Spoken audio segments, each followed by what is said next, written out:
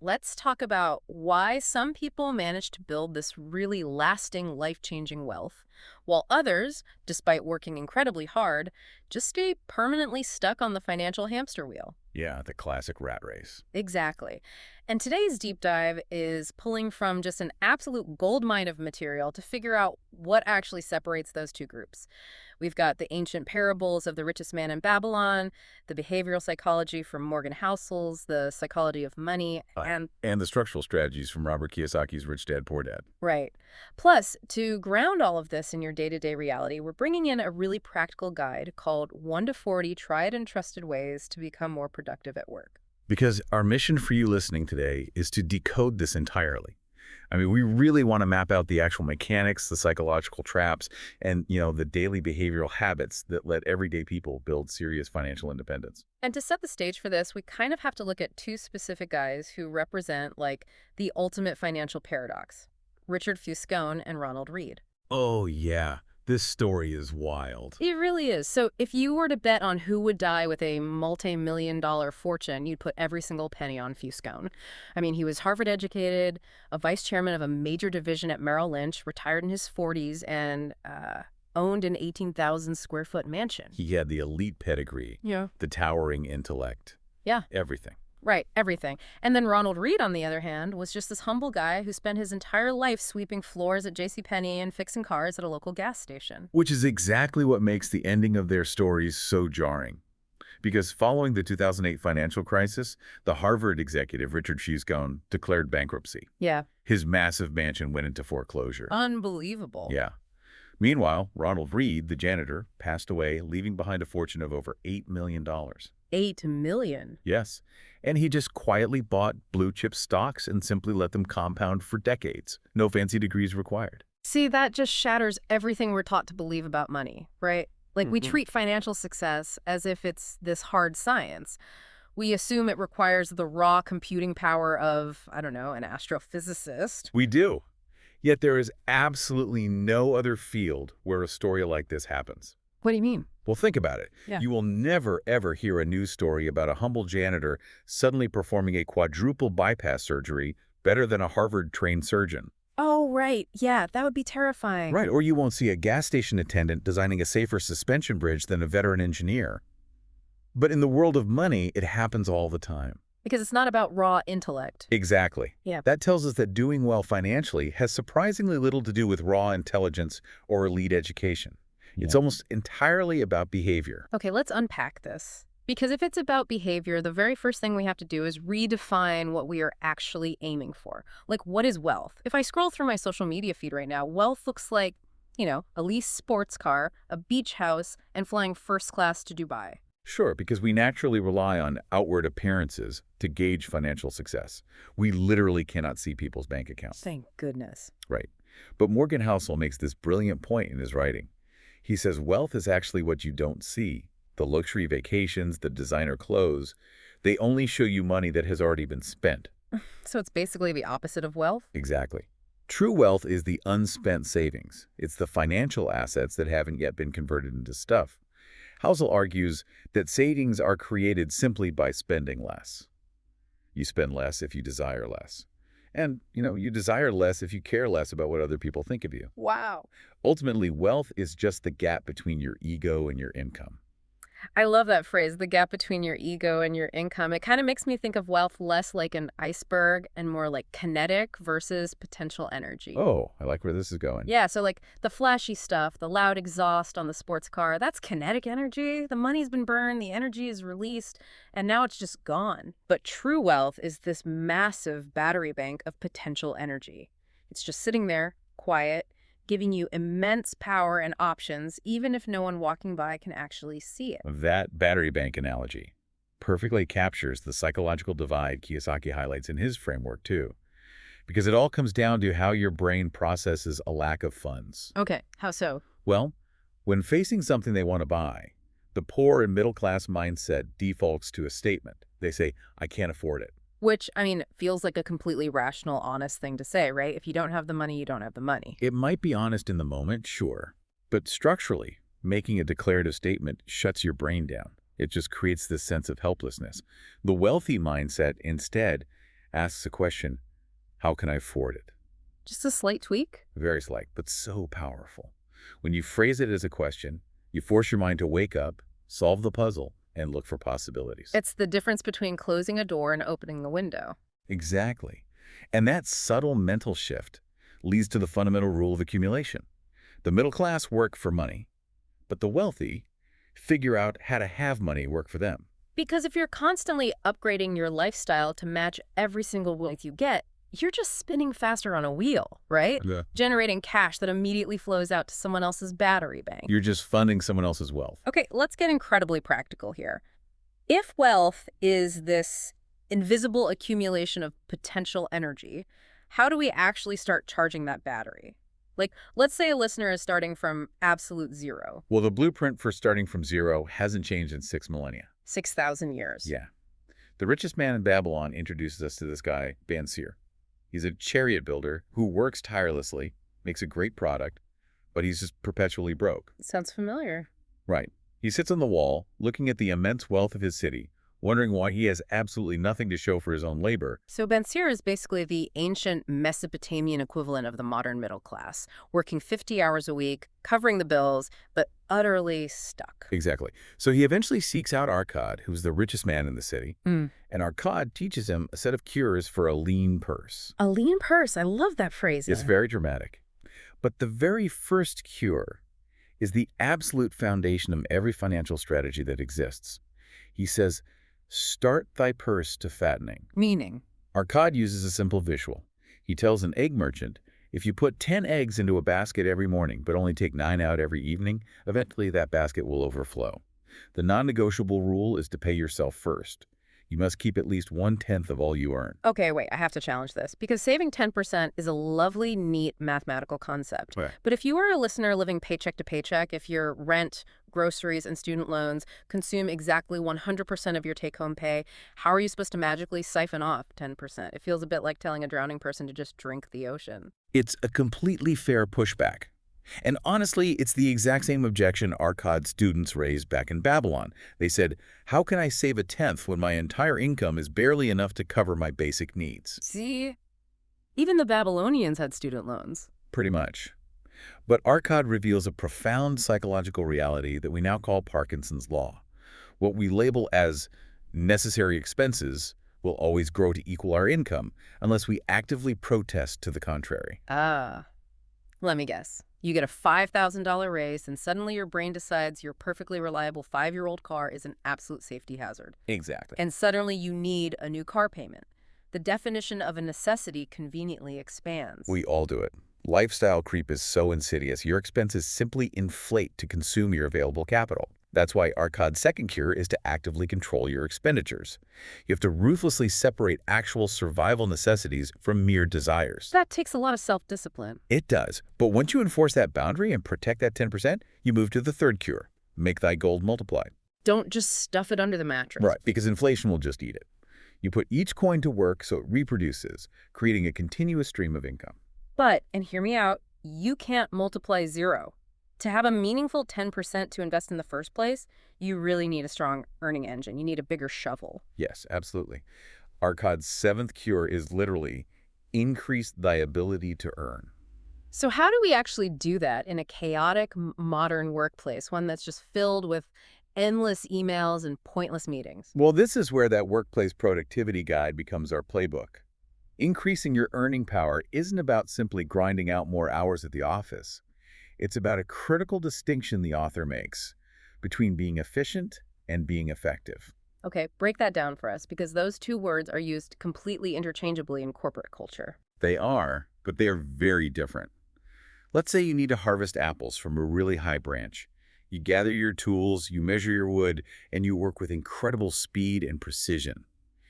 You build a flawless, structurally sound ladder in record time. You are highly efficient. I am a ladder building machine. You really are.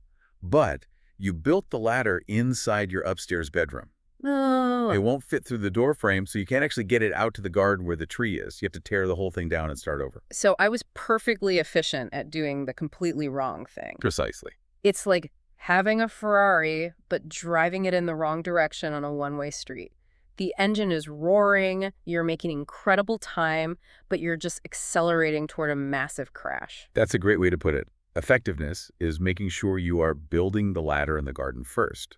To increase your value in the workplace, you have to ensure your output is actually solving the right problems. And the guide talks about protecting your time to do that, right? Yes. It argues you must ruthlessly protect your time from what it calls incrementalists. Incrementalists. Are those the colleagues who ask for just one quick thing over and over? Yes. They're the people who drip-feed project requirements. So they ask you for a sales report for the U.S., you spend 3 hours building it, you send it over. Then they reply, actually, can we see the UK data too? Ugh, the worst. So you have to reopen the database, repull the numbers, and rebuild the charts. Then they ask for another region. They destroy your productivity because context switching drains your cognitive battery. I read somewhere that every time you pivot back to a task, your brain takes like 20 minutes just to refocus. Exactly. It's exhausting. The guide also talks about time stealers. People who treat your desk like a water cooler when you're clearly trying to do deep work. Right. And it really hammers home the need to automate repetitive tasks. There's this great example in there about a finance team spending 21 hours every single month manually reconciling bank statements. 21 hours. Yes. They finally stopped, learned how to program a simple spreadsheet macro to do the clicking for them, and reduced a 21-hour chore to a 15-minute automated process. Wow. That is how you free up bandwidth to actually increase your value and earn that promotion. Okay, so now we have the complete front end of the system. You optimize your earning engine at work, your income goes up, you forcefully resist lifestyle creep, and you lock away your 10%. You're charging the battery. Right. But what do you actually do with that 10%? Because it feels like this is the exact fork in the road where the middle class stays trapped and the wealthy break away. It is. And it comes down to knowing the difference between an asset and a liability. Honestly, this is where Kiyosaki's framework gets genuinely controversial. Oh, I know where this is going. The functional definition he uses is brutally simple. An asset puts money in your pocket, regardless of whether you are working. A liability takes money out of your pocket. It is brilliantly simple, yet almost universally misunderstood. Completely misunderstood. Okay, I'm going to push back here on behalf of everyone who was taught the classic American dream. We are told from birth that buying a house is your biggest and best investment. But under Kiyosaki's definition, a house is a massive liability. It is. But wait, isn't a mortgage basically a forced savings plan for people who otherwise wouldn't save a dime? Eventually, you own a huge asset outright. How is that taking money out of my pocket? Think about the operational reality of home ownership. Every single month, money is flowing out of your bank account. You are paying mortgage interest, property taxes, insurance, HOA fees. True. And when the roof leaks or the HVAC system dies, that comes out of your pocket. The home itself might appreciate in market value over 30 years, but operationally, on a month-to-month basis, it is a cash-consuming liability. It's eating my potential energy. Exactly. The wealthy don't rely on their primary residence to build wealth. They use their capital to buy true, cash-flowing assets. They buy rental properties where a tenant's rent covers the mortgage and leaves a profit. They buy dividend-paying stocks, treasury bonds, or they build intellectual property. They acquire things that literally deposit cash into their accounts while they sleep. Here's where it gets really interesting, though. There is another massive structural lever the wealthy pull, which is the corporate tax structure. Oh, yes. Let's really unpack the mechanics of this, because I think a lot of people assume it's some shady offshore accounting trick. Why is a corporate structure so incredibly advantageous? Well, just to be clear, we're simply reporting on the structures outlined in the text here. It's not shady. It's just the legal sequence of how the math is applied by the tax code. Governments actually want businesses to invest, hire people, and buy equipment, so they write the rules to incentivize that behavior. Okay, so how does it work? Here's how it works for a normal individual. You earn a paycheck. The government immediately takes its 30 or 40% in taxes right off the top, and you are forced to live on whatever is left. The sequence is earn, tax, spend. You never even see that tax money. It's just gone before it hits your account. Exactly. But a corporation operates in the exact opposite sequence. Earn, spend, tax. Earn, spend, tax. Yes. If a business earns $100,000, it gets to spend money on necessary operational expenses first. It buys laptops, pays for internet, covers business travel, invests in marketing. Let's say it spends $80,000 doing all that. Okay. The government only taxes the remaining $20,000 of profit. That is staggering. So if an individual wants to start a side hustle or a freelance business, wrapping that in an LLC fundamentally changes their mathematical reality. It does. They get to purchase the tools they need to grow their income with pre-tax dollars. It's a structural head start that regular W-2 employees just don't have access to. Why aren't we taught this in school? Is it because the fear of losing money keeps people in the rat race, accepting the safe path that actually limits them? That's certainly the argument the source material makes, which is why financial literacy is so vital. The rules of the game are written plainly, but you have to know how to read the rule book. Okay, so we've mapped out the mechanics. We know how to increase our value at work. We know we need to save 10%. We know how to buy cash-flowing assets instead of liabilities, and we understand the structural tax advantages. Sounds foolproof. It does. No. But there is a massive wild card hovering over all of this. Because someone could execute this playbook perfectly, and they do everything right, and they still go bankrupt. Why? Because the world is inherently chaotic, and human egos are profoundly fragile.